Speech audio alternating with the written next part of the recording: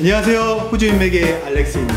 유튜브를 보면 정말 수많은 호주 간호사 인터뷰가 있습니다. 그런데 오늘 인터뷰는 정말 호주인맥에서 특별하게 준비한 인터뷰라고 자신합니다. 오늘 인터뷰하는 분은요, 호주인맥을 통해서 간호 유학을 왔습니다. 호주인맥에 제시하는 패스를 정말 성실히 수행했습니다. 정말 FM으로 정상적인 패스를 통해서 따끈따끈하게 영주권을 막 취득했습니다. 제가 정말 인터뷰를 기다렸던 분입니다.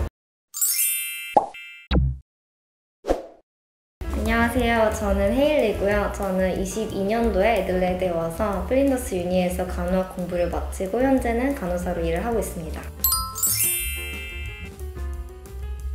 제가 원래는 퀸즐랜드에 있는 선샤인 코스트라는 학교를 다니려고 등록금까지 다 내고 국경이 열리기만을 기다리고 있었던 상황이었어요. 근데 코비드 때문에 국경이 안 열려서 이미 한 1년을 디퍼를 한 상태였는데, 근데도 계속 국경이 안 열려서 학교에서 또 디퍼를 하던지 아니면은 환불을 받으려고 연락을 받았었거든요. 그래서 그때 유학원이랑 다시 상담을 했었는데, 유학원이 그때 플린더스에서는 한국에서 온라인 수업을 먼저 들으면서 보더 오픈을 기다릴 수 있게 해줄 수 있다고 얘기를 들어가지고 그때 학교를 바꾸게 됐어요. 그래서 그나마 조금 더 일찍 졸업을 할 수 있게 되었고, 지금 영주권 상황을 봐도 퀸즐랜드보다는 SA가 조금 더 유리한 면이 있었기 때문에 저는 나쁘지 않았던 선택이라고 생각합니다. 물론 유학원, 그러니까 호주인맥에서 다 좋은 조언을 해주는 건 아니지만 이 조언은 정말 좋았던 조언이네요. 네, 그쵸.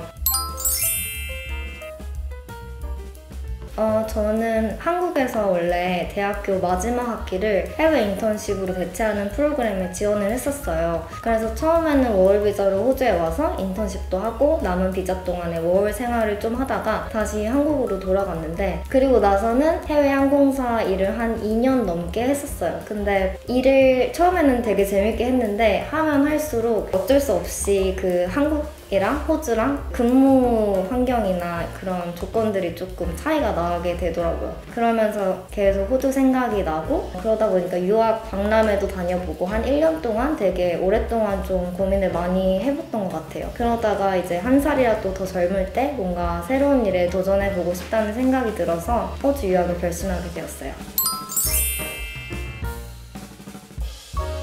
호주에서 간호는 원래 3년 코스인데요. 저는 한국에서 이미 학사를 취득했기 때문에 1학년 과정을 스킵하고 바로 2학년으로 편입하는 Graduate Entry라는 2년짜리 코스로 공부를 했었어요. 그래서 작년에 졸업을 했고, 입학 전에는 먼저 선수 과목으로 Anatomy and Physiology라고 해부생리학을 온라인 코스로 미리 듣고 패스를 해야 입학을 할 수 있어서 그거 먼저 공부를 했고요. 입학하고 나서는 패소피지올로지나 파마콜로지, cultural safety 관련된 과목들, 멘탈 헬스나 법과 윤리 이런 과목들을 들었고요. 그리고 클리니컬 랩 수업에서는 바이탈 체크 하거나 약물 계산하거나 주사 놓고 운드 드레싱하고 이런 기본적인 실무를 배웠던 것 같아요. 또 방학에는 실습을 가야 되는데요. 플린더스 GE 코스 같은 경우에는 첫 해에는 4주씩 2번, 그리고 3학년 때는 8주씩 2번, 총 4번 실습을 가야 돼요. 근데 보통 처음에는 에이즈드 케어로 실습을 가게 되고, 그 다음부터는 계속 병원으로 실습을 가게 되는데, 어떤 병원으로 갈지 어떤 병동으로 갈지 그런 거는 랜덤이고요. 학교에서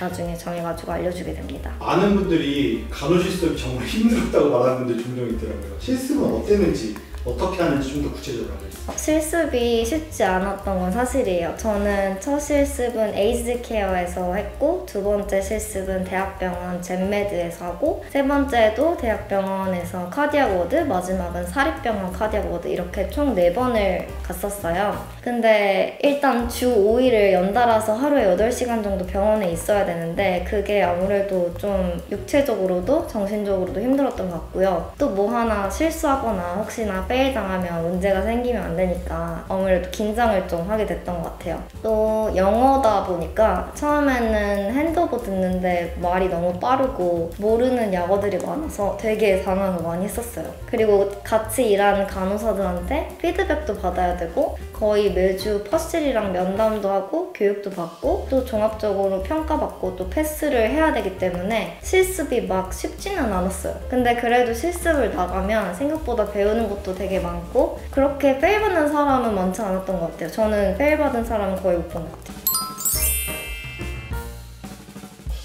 도착했을 때 저랑 저녁 먹으면서 제가 AIN에 대한 얘기도 했던 것도 기억하고 네. 그 다음에 학교 시작하자마자 바로 시작하진 않으셨지만 이 AI에 대해서 알아보시고 막 이러셨던 걸로 알고 있어요. 네, 맞아요. 경험자 입장으로 한번 얘기해 주세요. AIN이 일단 Assistant in Nursing의 줄임말인데요. 그게 말 그대로 약간 간호보조사, 간호조무사 이런 느낌이에요. 그래서 간호학생들이 보통 두 번째 실습이 끝나면 에이전시 AIN 잡을 많이들 시작을 해요. 근데 그게 보통 첫 번째 실습은 에이즈드 케어를 가게 되고 두 번째 실습을 병원 실습을 가게 되는데 AI는 꼭 병원에서 일하는 거기 때문에 병원 실습을 한 번은 해야지 그래야지 지원이 가능해요. 그래서 저도 두 번째 실습이 끝나고 나서 지원을 했었고요. 그때 저는 에이전시 AIN이라서 제가 가고 싶은 병원과 시간을 골라가지고 시프트를 픽업해서 일을 할 수 있었어요. 근데 이게 되게 좋은 게 여러 병원들을 가보고 병동 분위기나 이런 것들을 경험하기가 되게 좋았던 것 같아요. 그리고 병원이라는 환경에 조금 노출이 되다 보니까 그래도 조금이나마 클리닉한 것들을 보고 배우면서 많은 걸 경험했던 것 같아요. 그래서 저는 간호학생이라면 정말 추천드릴 만한 것 같아요. 또 지금 생각해보면 이만한 꿀잡이 없어요. 진짜 말 그대로 어시스턴트이기 때문에 일단 스코프 오브 프랙티스가 굉장히 좁고 할 수 있는 일이 별로 없기 때문에 보통 바이탈 체크, 혈당 체크, 뭐 ADL 어시스트 이 정도밖에 하는 일이 없고요. 뭐 가끔 가다가 좀 컨퓨즈한 치매 환자들을 만날 가능성이 많은데 그럴 때는 그냥 계속 환자 상태 다큐멘트 해주고 간호사가 해달라는 일 해주면 됩니다. 그리고 이게 에이전시 잡이라서 되게 페이가 괜찮아요. 제가 일했던 곳은 보통 평일 최저 시급이 39불이었고 토요일에는 한 60불, 일요일에는 70불 정도 했던 것 같아요. 그래서 일주일에 사실 한 2, 3일만 일해도 방값이랑 생활비 정도는 다 커버가 되기 때문에 저는 정말 추천드립니다.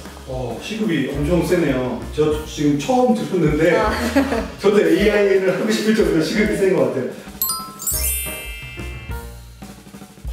좀 전에 말씀드린 것처럼 AI는 간호학생들도 지원을 해서 일을 할 수 있지만 아래는 정식 등록 간호사기 때문에 일단 간호협회에 등록된 그런 간호학사 졸업장이 필요하고요. 또 등록을 하려면 영어 점수도 충족이 되어야 돼요. 지금 현재로는 IELTS 7.0 그리고 PT로는 아카데믹 이치 65점이 필요한 상태이고요. 뭐 그런 점들이 다르고 간호사 중에는 또 RN이 할 수 있는 일이 제일 많기 때문에 예를 들어 EN은 뭐 IB를 못한다든지 뭐 그런 룰이 조금 있어요. 그래서 스코프 오브 프랙티스가 조금 달라서 RN이 제일 아무래도 다양한 분야에서 일할 수 있다는 점이 다른 것 같아요. 자, RN이 되었다고 일자리를 바로 찾는 건 아니잖아요. 근데 어떻게 보면 되게 운이 좋으시게 혜련이님 같은 경우에는 졸업하자마자 일자리를 찾고 그리고 공부하는 동안에 AI를 하면서 공부하면서 한 번도 안 쉬고 일했던 것 같은데 이 일을 했던 이야기를 좀 한번 해볼게요.